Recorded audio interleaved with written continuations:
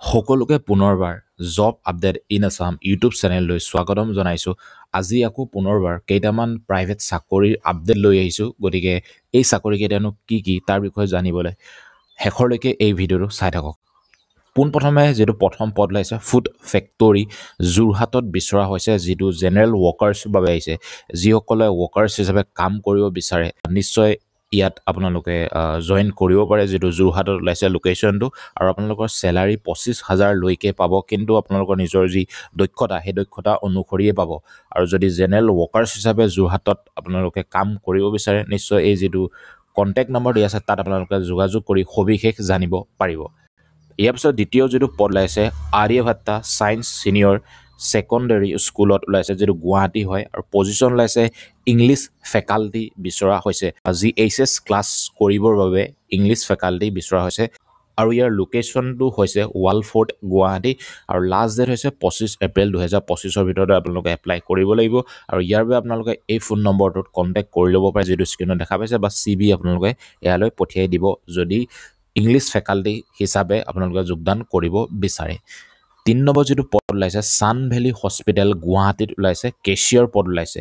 আৰু যিসকলে HS আৰু গ্ৰেজুৱেশ্যন যদি কৰা হয় আৰু লগতে যদি 1 year এক্সপিৰিয়েঞ্চ থাকিব লাগিব কেছ হেণ্ডেলিং বা বুক কিপিঙত, তেতিয়া আপোনালোকে যথেষ্ট প্ৰিফাৰেঞ্চ পাব। বা যদি এক্সপিৰিয়েঞ্চ থাকে তেতিয়াহ'লে ভালেই। আৰু ইয়াৰ যিটো লোকেশ্যন হৈছে আমাৰ যিটো পূৰ্বাঞ্চল পথ আছে মথুৰা নগৰ GS ৰোড গুৱাহাটী, আৰু যিটো পিন নম্বৰ 781022 তাতে হয়। আৰু এইটো আচলতে ৱাক ইন ইণ্টাৰভিউ হয়।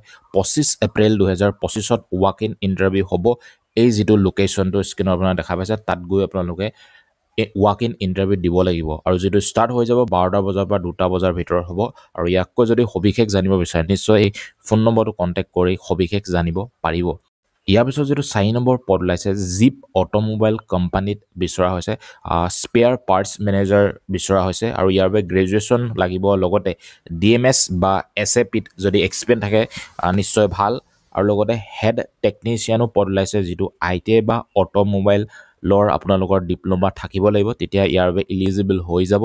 আৰু লগতে ছাৰ্ভিচ এডভাইজাৰো পদ ওলাইছে, আৰু ইয়াৰ বাবে ITI বা ডিপ্ল'মা আপোনালোকৰ থাকিব লাগিব। আৰু এপ্লিকেশ্যন যিটো মেথড হয় আপোনালোকৰ নিজৰ যি CVখন এই যিটো কণ্টেক্ট নম্বৰ দিয়া আছে তাত আপোনালোকে পঠিয়াই দিব। আৰু লাষ্ট ডেট হৈছে 25 এপ্ৰিল 2025, অৰ্থাৎ তাৰ আগতে এপ্লাই কৰি দিব।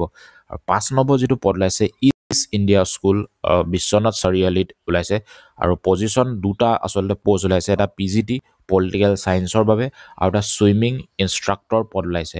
আৰু যিটো বয়সৰ সীমা 23 বছৰৰ পৰা আপোনালোকৰ এভভ হ'ব লাগিব। আৰু কোৱালিফিকেশ্যন যদি যিসকলে PGT পলিটিকেল ছায়েন্সত যদি এপ্লাই কৰিব বিচাৰে সেই পদটোত, তেনেহ'লে আপোনালোকৰ মাষ্টাৰ ইন পলিটিকেল ছায়েন্স থাকিব লাগিব। আৰু লগতে আপোনালোকৰ BEd কৰা হ'ব লাগিব। কিন্তু ফ্লুৱেঞ্চি ইন ইংলিছ যদি থাকে যথেষ্ট আপোনালোকে প্ৰিফাৰেঞ্চ পাব, যিহেতু ফ্লুৱেঞ্চি ইন ইংলিছ ইয়াত দিয়া আছে। আৰু লগতে যিসকলে ছুইমিং ইনষ্ট্ৰাক্টৰ হিচাপে যদি জইন কৰিব বিচাৰে নিশ্চয় আপোনালোকৰ ডিগ্ৰী বা ডিপ্ল'মা ইন ফিজিকেল এডুকেশ্যনত থাকিব লাগিব। আৰু লগতে 3 বছৰ যদি এক্সপিৰিয়েঞ্চ থাকে ছুইমিং কোৰ্চ, তেতিয়াহ'লে যথেষ্ট প্ৰিফাৰেঞ্চ পাব, আৰু এইটো বা আপোনালোকৰ জৰুৰী। আৰু যিসকলে ছুইমিং ইনষ্ট্ৰাক্টৰ পদত জইন কৰিব বিচাৰে আমাৰ যি east India school Biswanath Chariali, ইয়াৰ যিকোনো দুটা পদৰ ভিতৰত যদি আপোনালোকে এপ্লাই কৰিব বিচাৰে, যিটো ইমেইল ID আছে যিটো স্ক্ৰীনত দেখা পাইছে তাত আপোনালোকৰ নিজৰ যি CVখন পঠিয়াই দিব। আৰু লাষ্ট ডেট হৈছে 28 এপ্ৰিল 2025। গতিকে আজি 23 এপ্ৰিল 2025 এইকেইটাই যি জবৰ এডভাৰটাইজমেণ্ট আহিছে বা আপডেট আহিছে। গতিকে আপোনালোকে এই যি ভিডিঅ'টোৰ ৰিলেটেড যদি কিবা প্ৰশ্ন থাকে নিশ্চয় তলত কমেণ্ট কৰিব। আৰু আজিলৈ ইমানেই, ধন্যবাদ।